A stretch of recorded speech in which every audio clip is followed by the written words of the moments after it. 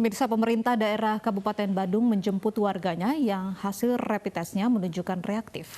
Rapid test atau tes cepat digelar setelah terjadi lonjakan kasus COVID-19 di Badung, Bali beberapa hari terakhir.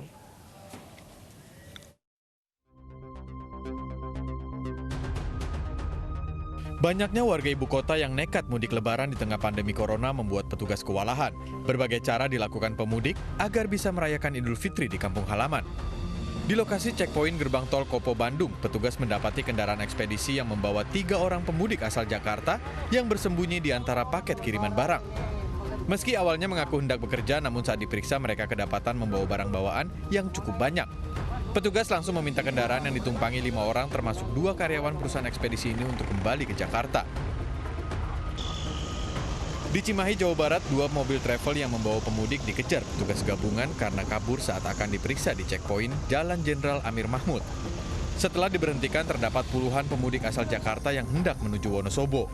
Saat diperiksa, setiap pemudik mengaku membayar Rp400.000 kepada agen perjalanan di Jakarta untuk membawa mereka ke Wonosobo. Supir ditilang karena melanggar aturan larangan mudik. Untuk mencegah penularan virus corona dari luar Jakarta akibat tradisi mudik, Pemprov DKI menerapkan aturan bahwa setiap pemudik yang akan kembali ke Jakarta harus mengantongi surat izin keluar masuk. Syarat untuk mendapatkan surat izin keluar masuk adalah surat pengantar RT dan RW, surat pernyataan sehat bermaterai, surat tugas dan perjalanan dinas, pas foto berwarna dan pindaian KTP. Tanpa surat izin keluar masuk ini, mereka yang akan kembali ke Jakarta akan tertahan dan diminta untuk putar balik di pos-pos yang disediakan di sejumlah titik. Tim Liputan iNews melaporkan. Lantas bagaimana penerapan penyekatan pemudik dari Jakarta yang akan kembali ke ibu kota? Sudah bergabung bersama kami Wakil Gubernur DKI Jakarta Ahmad Riza Patria. Assalamualaikum, selamat sore Pak Wagub. Waalaikumsalam, selamat sore. Ya, Pak Wagub, langsung saja pada prakteknya SIKM ini sudah diterapkan di seluruh titik masuk DKI Jakarta kah? Ya tentu sudah ya, jadi kami sudah memproses tidak kurang dari 132.845 yang mencoba mengisi formulir, kemudian juga sudah selesai 986 dan yang ditolak ada 3.930 dan yang masih dalam pengajuan 22 ini data sampai kemarin ya. Dan sampai hari ini terus banyak sekali yang mengajukan, namun yang paling penting harus dipahami oleh warga yang bisa mengajukan surat izin keluar masuk adalah orang yang terkait dengan tugas di 11 sektor, termasuk ke lembaga tinggi negara, pihak diplomat asing, organisasi asing, petugas TNI Polri, petugas dishub, pemuda pada kebakaran, petugas ambulan, petugas logistik dan pangan. Di luar itu, warga lainnya tidak diperkenankan keluar masuk Jakarta selama masa PSBB ini masih berlangsung. Jadi untuk itu mohon perhatian dari seluruh warga, kita ingin mengakhiri PSBB ketiga sebagai PSBB penghabisan sebagaimana disampaikan Pak Gubernur, namun sangat bergantung pada hasil dalam 2 minggu terakhir ini.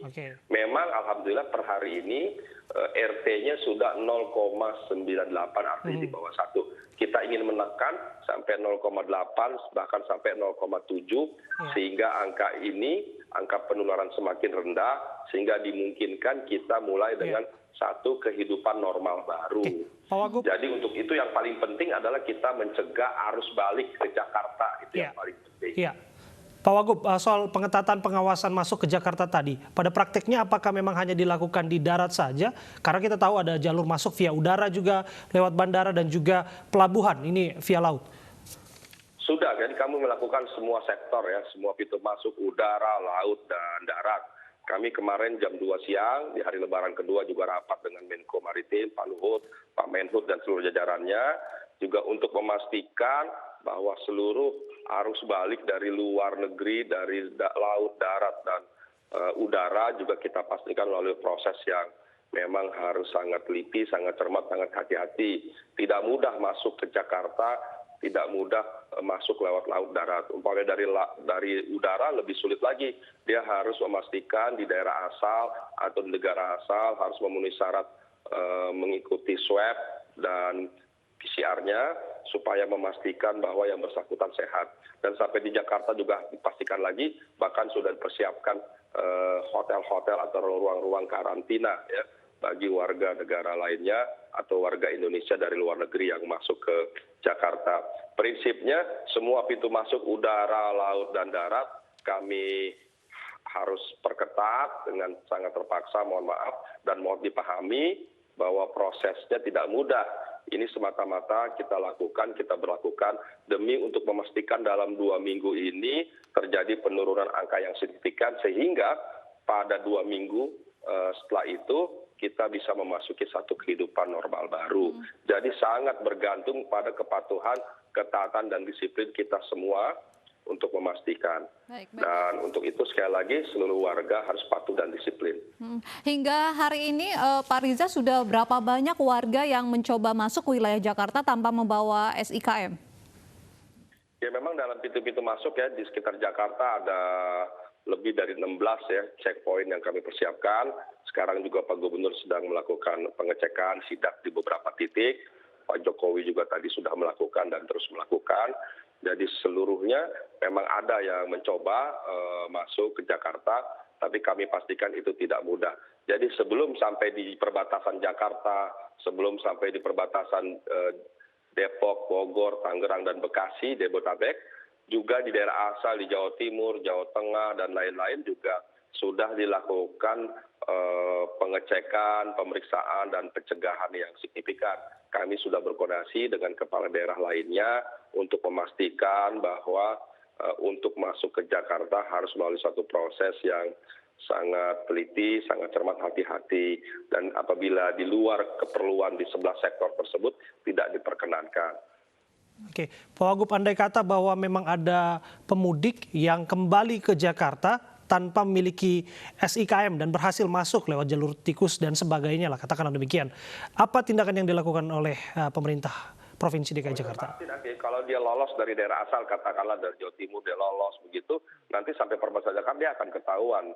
Karena di situ susah ya pintu-pintu sampai pintu-pintu jalur tikus juga kami perhatikan, kami teliti. Ada tim gabungan ya, jadi tidak hanya Dishub, tidak hanya Satpol PP, tapi dibantu oleh Polri dan TNI.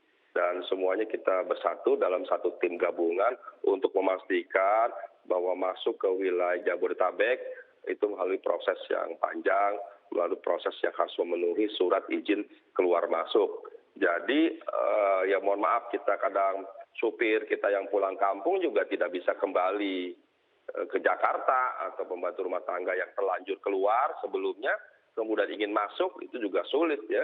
Jadi juga warga Jakarta yang sudah telanjur, yang tadinya pekerja-pekerja yang berada di Jakarta sudah telanjur keluar mungkin dalam 2-3 minggu sebelumnya atau sebulan yang lalu sudah keluar kemudian ingin masuk di hari-hari ke depan ini, kita pastikan prosesnya tidak mudah dan itu sulit. Untuk itu kita meminta pengertian dan pemahamannya untuk tetap tinggal di daerah masing-masing sampai situasi kondisi memungkinkan, nanti akan kami kabari lebih lanjut. Pak Riza, mungkin masih ada begitu warga yang belum mengetahui apa itu SIKM. Bisa dijelaskan Pak bagaimana prosedur bisa mendapatkan SIKM dan juga bagaimana bentuk SIKM itu? Apa saja yang tercantum dalam surat tersebut? Ya, surat SIKM itu bisa dicek ya melalui aplikasi kami corona.jakarta.go.id ya. Sebagaimana disampaikan juga oleh media bahwa harus memenuhi syarat surat izin dari RT RW, surat dinas, surat izin dari tempat bekerja, harus melampirkan pas foto, harus melampirkan KTP, dan disampaikan juga ada surat jaminan. Nanti diisi aplikasi yang ada, sangat mudah. Nanti kami akan verifikasi dan validasi, dan dengan mudah nanti akan keluar bagi orang-orang yang memang memenuhi syarat. Siapa yang memenuhi syarat? Orang-orang yang terkait dengan 11 sektor dalam tugas kedinasan. Jadi kalau warga biasa, kita punya mohon maaf, pembantu rumah tangga, mungkin supir atau staf itu yang pulang kampung kembali, tidak bisa. Dia di luar dari 11 sektor yang dikecualikan. Lalu bagaimana Pak mengantisipasi begitu orang-orang yang mungkin berupaya untuk membuat surat izin keluar masuk palsu? Itu sangat mudah ya, karena ada QR code-nya ya. Jadi nanti dipindai, di-scan dengan menggunakan handphone, Android juga bisa dilakukan. Jadi petugas kita dengan sangat mudah bisa membedakan mana surat yang palsu dan mana surat yang asli. Dan kami dalam web kami atau situs kami di halaman depan sudah kami sampaikan, kalau ini memasukkan surat itu melanggar Undang-Undang ITE, melanggar Undang-Undang KUHP, pemalsuan surat, itu denda sampai 12 miliar dan hukuman sampai 12 tahun. Itu di halaman pertama itu sudah kami sampaikan di halaman pertama di sini, di halaman pertama sudah kami tampilkan sebagai peringatan jangan coba-coba sekali-sekali memasukkan surat izin keluar masuk karena itu akan berdampak yang sangat fatal. Oke, disebutkan tadi bahwa pengajuan sudah cukup banyak dan tidak sedikit pula pengajuan dari pemohon yang ditolak untuk pembuatan SIKM ini, Pak. Apa dasar penolakan pembuatan SIKM, Pak? Apakah ini semata-mata administratif saja atau ada pertimbangan lain? Ya, dasar yang pertama disebabkan karena yang mengajukan bukan yang diperbolehkan. Yang diperbolehkan kan sebelah sektor kedinasan, gitu loh, atau yang terkait tugas. Nah, di luar itu tidak boleh. Tadi seperti saya sampaikan, kita punya pembantu rumah tangga, kita punya supir, kita punya pegawai, punya staf, atau orang yang ingin bekerja, itu tidak diperkenankan, gitu. Itu pasti ditolak pengajuannya. Keluar dan masuknya pasti ditolak. Kemudian tidak memenuhi syarat tadi, tidak ada penjamin dari kantor kedinasannya, tidak ada surat izin dari kantornya, atau tidak melampirkan surat izin dari RT RW setempat. Jadi kami sudah sortir, kami saring sedemikian, mulai dari RT RW, tempat bertugas, kedinasan, bahkan harus ada penjaminnya, di samping juga melampirkan KTP dan pas foto. Jadi semua proses ini sebetulnya bagi yang memang kedinasan itu mudah dilalui. Sebaliknya bagi yang di luar kedinasan itu sulit untuk bisa mendapatkan surat izin keluar masuk atau SIKM tersebut. Untuk SIKM ini berlaku untuk sekali perjalanan atau bisa digunakan berkali-kali begitu, Pak? Memang ada dua jenis ya, ada yang sekali perjalanan, ada yang surat berulang. Bagi yang dinas seperti dokter, petugas, ambulan dan lain-lain, itu dia bisa cukup satu surat dapat digunakan berulang-ulang. Tapi bagi 1-2 orang yang memang izinnya 1 kali juga dikeluarkan 1 kali. Jadi memang ada 2 jenis suratnya. Apakah kemudian warga yang tinggal di daerah penyangga Jakarta juga harus membawa SIKM jika ingin bekerja di wilayah Jakarta, Pak? Tidak perlu, jadi kalau Bogor, Tangerang, Bekasi, Depok masuk Jakarta tidak perlu menggunakan SIKM. Oke. Pak, bagaimana kemudian pengawasannya di lapangan? Apakah ini dilakukan secara manual, misalnya yang masuk via tol misalnya ke Jakarta? Karena kita tahu bahwa petugas juga terbatas untuk mengawasi ini satu persatu. Petugas seluruh dikerahkan dari Dishub, Satpol PP, TNI Polri dikerahkan secara full, mulai dari bandara, dari terminal-terminal, dari pintu-pintu ruas tol dan pintu-pintu non-tol, bahkan jalan-jalan lainnya termasuk jalan-jalan tikus semua dikerahkan. Jadi kami minta sekali lagi pada kesempatan hari ini tidak perlu mencoba-coba, hanya membuang-buang waktu, hanya membuang energi dan membuang biaya apabila coba masuk ke Jakarta tanpa memiliki surat izin keluar masuk. Pak, tadi Anda mengatakan bahwa sudah disiapkan hotel begitu untuk karantina warga yang masuk. Apakah memang sudah ada, Pak, yang warga yang kemudian masuk di karantina di hotel yang sudah disiapkan oleh Pemprov DKI? Ya, jadi begini ya, dari kemarin kami rapat dengan Menko Kemaritiman dan Investasi Pak Luhut, juga dari Menteri Perhubungan, dari Dirjen Udara dan lain-lain sudah menyampaikan bahwa bagi nanti dari warga negara asing, dari warga negara kita memang jumlahnya banyak sekali dalam kurun waktu sebulan ke depan yang sudah terjadwal harus masuk ke Indonesia disebabkan karena masa kedinasannya habis, ada ABK kita yang habis masa tugasnya harus masuk ke Jakarta, biar bagaimana mereka adalah warga negara Indonesia, warga negara kita yang tugasnya habis di negara lain yang harus kembali ke Indonesia. Nah, untuk itu mereka harus melalui satu proses, yaitu harus PCR swab di negara masing-masing, kemudian masuk ke sini, nanti sampai di sini dicek kembali, bahkan sudah disiapkan tempat-tempat buat isolasi atau karantina. Nah, ini juga sudah kita koordinasikan. Oke, Pak Wagub, seberapa cepat sesungguhnya SIKM ini diproses? Karena ada waktu yang disebutkan yang harus menunggu proses ini berjalan sebelum SIKM keluar. Ya, sebetulnya kalau sudah memenuhi syarat itu hitungan menit saja. Yang sulit itu kan mencari persyaratannya surat keterangan sehatnya, surat dari RT RW, surat dari kedinasannya, surat dari tempat bekerja. Kalau itu sudah dipenuhi kan tinggal dimasukkan di aplikasi, tinggal diklik, di-scan, itu dengan mudah bisa dipenuhi dan dengan mudah juga bisa keluar surat SIKM-nya. Tapi sebaliknya apabila syarat-syaratnya tidak bisa dipenuhi, maka tidak mungkin keluar surat izin keluar masuk. Dari pengalaman yang sudah berjalan dalam beberapa hari ini, ada tidak yang berupaya untuk memalsukan surat-surat administrasi tersebut sebagai lampiran pengajuan terbitnya SIKM? Ya memang ada saja yang mencoba, tapi kan kita tidak bisa menuduh dengan begitu, karena kan syaratnya pada akhirnya tidak bisa terpenuhi. Umpamanya dari 6 syarat yang dipenuhi, baru bisa memenuhi 1-2 syarat, kemudian tidak melanjutkan.